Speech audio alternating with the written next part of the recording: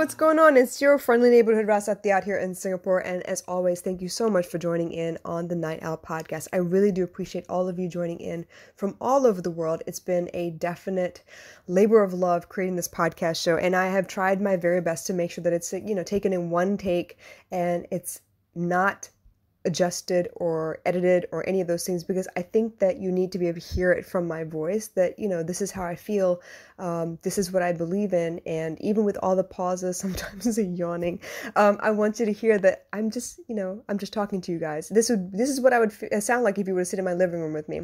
Speaking of living rooms, I want to talk to you about this magic portal. So those of you who may or may not know, I love great stories. I love stuff about magic. I love about mystical creatures. I love, what did we just recently watch? Artemis Fowl. I loved the Harry Potter books. I loved watching all of, Star Wars, Star Trek. What else? Lord of the Rings, Charmed, the series, the originals, the Shadowhunters, like all of that stuff. I love that kind of fiction. I mean, obviously I love reality stuff as well, rom-coms and such, but I like that because it gives you this way to travel between realms, or at least to believe that there are different realms out there. I loved, Into the Spider-Verse. That was a beautiful piece of storytelling. But with all of that in mind, right, the fact that there may be a magic portal, that could be a magic door that could maybe transport you to somewhere else, is something very fascinating to me, because as a kid and the kind of lifestyle I had when I was growing up, I was an escape artist. I would escape into a book as often as I possibly could. And I read everything. I mean, honestly, as a kid, I read everything from Are You There, God? It's Me, Margaret, all the way to V for Vendetta and The Silver Chair, The Silver Sword, like C.S. Lewis and J.R. Tolkien. Like I read pretty much everything that I can get my hands on. I was a big fan of murder mystery stuff. I read everything that Francine Pascal put out, and I really enjoyed, obviously, Nancy Drew, the Hardy Boys, stuff like that. So I loved fiction, right? I loved it because it gave me an escape from my reality into somebody else's world. Enid Blyton was my favorite childhood author, because I can actually read her stories to my daughter, and she gets to listen to the little morals from the Pixie stories, the wishing chair, the faraway tree, like all of that. I loved it. So what I wanted to talk to you about is the fact that I think, from all intents and purposes, I've kind of recreated that here on Earth, because I would like to consider my front door something similar to a magic portal. And let me explain before y'all like, oh my gosh, you lost it. I like to imagine that people, when they walk through that door, when they step through that threshold, feel like the rest of the world kind of melts away. I've created my house in such a way that people, when they come in, they get my full attention, which means for me, you matter, you exist, I see you. My house is so small, as in like it's cozy, it's just me and my daughter. When you come to visit me, it becomes all about you. It means two of us are going to fully focus on you. That means like look into your eyes and speak to you, really listen to everything that you've got to say. It's one of those really, really comfy, cozy situations, and that's what I've worked so hard to create. It means that when you step into my door, step through my door, you feel a very calming vibe. You feel like you can actually drop all of your baggage right there at the door, and you can walk all the way into my house or hang out in the kitchen or whatever, and you can just be yourself. There are no pretenses. There's nothing that you have to do for me to like you or for me to speak to you. It's like coming home. And I've fought so hard to create that kind of an atmosphere because it's something that I've always wanted. I've always wanted a place where I could just come home and just be me. If I want to be me one day, I can be me one day. If I want to be dressed to the nines and be all prissy and stuff, I can do that too. If I wanted to look like I was about to go out and play soccer in the mud or whatever, I could do that too. I wanted to just be myself, regardless of what my mood was, and know that no one was going to judge me. And it took me a very long time to figure out how to do that, and then to put in the work to be able to have what I wanted. I knew in my mind that this could exist. But for a long time, I was unaware of what it would take to be able to create that kind of a safe haven. So let me tell you what that took. Honestly, I needed to become way more self-aware than I was at the time. Back in the day, obviously, I got carried away with my emotions. I couldn't figure out where my emotions were coming from. I'd be able to, I'd be pissed off one moment. They'd be like, oh my God, what happened? I'd be like, I don't know. I'm just mad. And I can't tell you where the hell that came from, but I can tell you I'm mad, so you better step away and leave me the hell alone. I couldn't tell you what I needed. When it came to being upset and I wanted someone to understand me, my frequent response was, nobody gets me. No one understands. No one sees me. No one cares enough to get to know me. But then I would be very, very quiet about what I needed, and I didn't know for myself in order to be able to articulate that. And so it would cause more problems than it would solve. So eventually I had to teach myself, I had to learn from myself that, hey, you know what? Self-awareness doesn't mean that I know that I'm an asshole or that I know that I'm not good enough. That's not it. Self-awareness is the fact that you know where you're good and know where you're bad or weak. The things that you need to improve on, the skills that you naturally have, and the skills that you would need to be able to get through a regular day. That's where my self-development journey started, because honestly, I was one of those kids that worried about everything. I was too scared to raise my hand in class to be able to go to the bathroom, so I'd hold it. I didn't answer questions in class if I could help it, so the teacher used to pick on me, knowing full well that I could answer the question. I just didn't want people to be looking at me when I answered.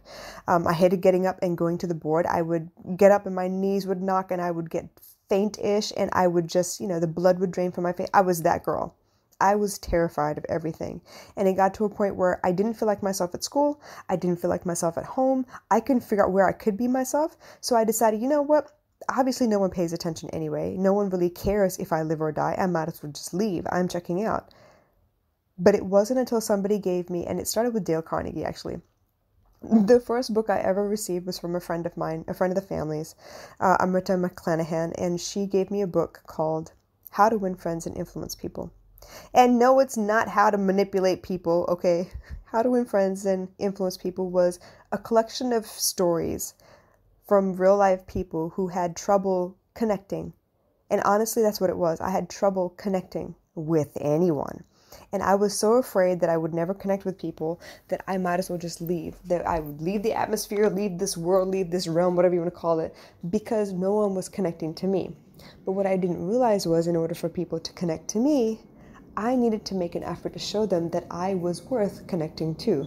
Now, if you have this standoffish behavior, right, and you're waiting for people to come to you, because I've done it so many times. I've been at parties where I'd be like, oh, okay, it's not about me today, but let's see who actually follows me or actually notices that I'm missing. So I would go steal off into some corner of the party and look to see who actually paid attention enough to come find me or notice that I was missing in the first place. And that was the kind of information that I would depend on to be able to fuel this depression that I had going on, so that I would feel like I was justified in all of my worries.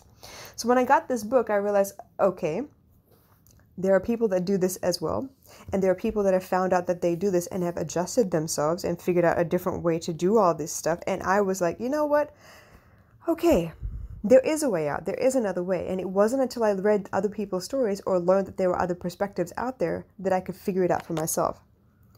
So once I became self-aware, it became all about, all right, well, how do I tell someone that I know I don't like this, but I don't want to hurt their feelings and I don't want to upset them, but I do want them to take me seriously. And it became all about communication at that point. How do I speak so someone will listen? Because if I tell you in my anger that you pissed me off, you're not going to hear anything I say. You're going to be immediately on your defensive and you're not going to receive anything I have to say. That was made very clear by my brothers, because I'd be mad at them all the time. They used to get me in trouble for everything, okay? And so when I would retaliate and tell them off, they'd be like, man, I hate you. And which at that point, that means they've closed off to me. They're not listening to anything I have to say anyway. So I had to learn to speak to them in such a way that they would understand, look, I don't hate you, but I am mad at this behavior that you showed me or exhibited, and it hurt my feelings. And I would really love it if you didn't do that again, because I know that I love you and I want to keep you around, but if you keep doing this, I'm going to start pushing you away. That was enough, actually. It was enough for them to realize, all right, well, I am doing something that could possibly hurt somebody else, and I should understand when they come and tell me that it's hurting them, that it's not me that they're upset with, but the behavior that you can change a behavior, that the behavior that I exhibited was not okay with them, and so I just have to adjust a little bit. And when I started learning to speak like that, it became a lot easier. Now, it's easy when you know that person's never going to leave. Blood relatives, immediate family members, they're not going anywhere. Although they might like to, and although you may push them away, they're not really going anywhere. They will always be your brother and sister. But when it came to friends, and it came to boyfriends, it was a different story. And I had to learn it all over again, because I had to learn to trust that someone was not going to leave me. That they weren't going to just up and disappear all of a sudden because I said something that was offensive.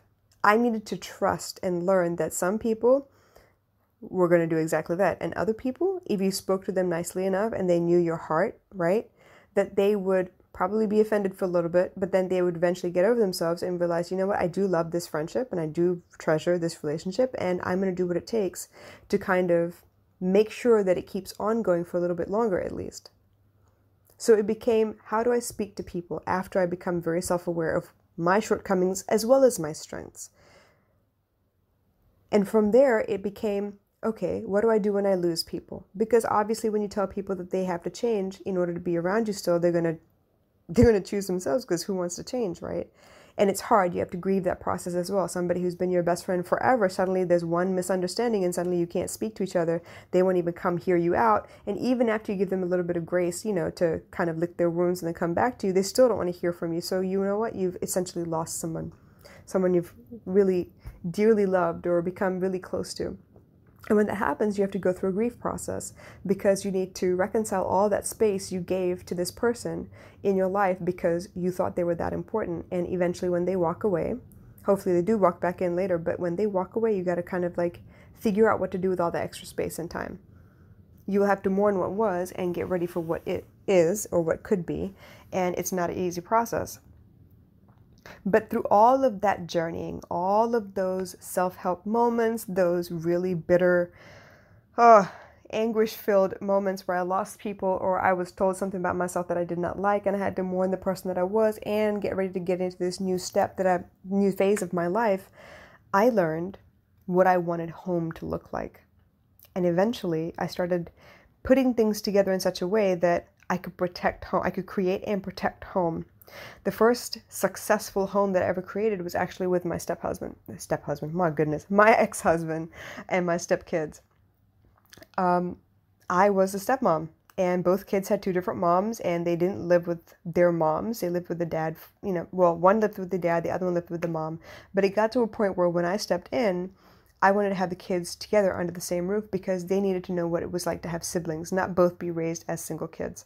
And once I created that, I realized that, you know what, this is the kind of home that I wanted when my brothers and I were growing up. And while we did have a home and we did have food and clothes, we didn't have to worry about any of those things, it wasn't as close-knit as I would have liked. And so I had to build the kind of traditions that I thought would be really important. And I got to being that mom that, my kids would come home and they'd bring their friends over. They rarely went over to stay at their friends' houses. It was more likely and more often the case that their friends came over and stayed with us, which means I had to learn how to cook to please their friends as well, so that they would feel like they could enjoy the food here, or they would, look forward to the food at our house. And it was a lot of fun, a lot of hard work. But once I did that one time, I realized I could do it anywhere, in any corner of the world, with whatever I had. I know I could do it, because it became more about the atmosphere and the feeling of being in the house rather than what was in the house. I mean, let's face it. I had a 2-story house back then. It was 4 bedrooms, 4 bedrooms, 2.5 baths. And it had, a really big extended living room. So one half of the living room had a pool table. It had, it had a pool table, and then it had like a living room couch set with a big ass TV, and of course a gaming system. We had a Wii, and then my kids, both of them had their own rooms, but I made it so that both rooms had extra bedding in them in case somebody wanted to come over and stay. The bathrooms were comfortable. Like, I made sure everything looked very, very comfortable and inviting, but more than that, it was the culture I created in the house. So the same thing here. When you step through that magic portal I call the front door, I want you to feel ease. I want you to feel this peace come over you. I want you to feel like you could ask for anything, and you could step into the kitchen and help yourself, or you could come hang out with me and we could cook together, or we could sing at the top of our lungs or dance around like idiots. Like, we could do pretty much anything that would allow you to be your childlike self, because your child self is the most you will ever be. And I don't think people realize that often enough. I know that I've stepped into so many houses where I feel like I need to be formal and prim and proper the whole way through, because it's that kind of an atmosphere. They need the respect. They need to know that you acknowledge their way of life. And I do, but it also makes me feel very stifled and like I can't be myself, like I can't use humor, or I can't relax my shoulders and just slump every now and again. So being able to create this kind of a culture, this kind of an atmosphere has been really, really important to me. And now that I've done it a couple of times in real life, the next step has been for me to create it online in my group, Dear Rasati. And I don't know if it works yet or not. I'm still working out the kinks, but ideally, I just want people to feel like they can step up and say something, that they can post whatever they feel like, and I would be able to get to know them a little bit better and let them be seen a little bit more, because chances are, if they're coming to me for help, they don't have that in their life already. They don't have someone in their life that would encourage them to do whatever it is that their heart's desire is, as long as it doesn't hurt themselves or anybody else, but to pursue like the wacky ideas that may come across their minds, because how do you know something will or won't work until you try them? So for me, it's been all about creating this culture around me, this feeling around me. I want you to have the kind of comfort and the reasons to relax that you would if you lived on your own and no one could tell you what to do or how to do it. That's what I want. I want you to feel like you could just be yourself. I think that's the ultimate divine feminine energy, the nurture part of all of this yin and yang. I really want people to feel like they can be themselves so that they can really get to know who they are, because obviously if they don't love all of themselves, they're going to have a tough time recognizing when someone loves them, or recognizing when they're disrespecting them, or recognizing when they're being taken for granted, and won't have the courage to say what they need to say in order to rectify any of those situations. So yeah, I'm pretty proud of my magic portal. And for those of you who have had a chance to step through that door of mine, I hope you feel the same about it that I do. And if you haven't had a chance to see me physically, like in real life, I hope you've had a chance to at least encounter me on social media or even in my group, because I'm trying to be exactly who I am in real life online as well.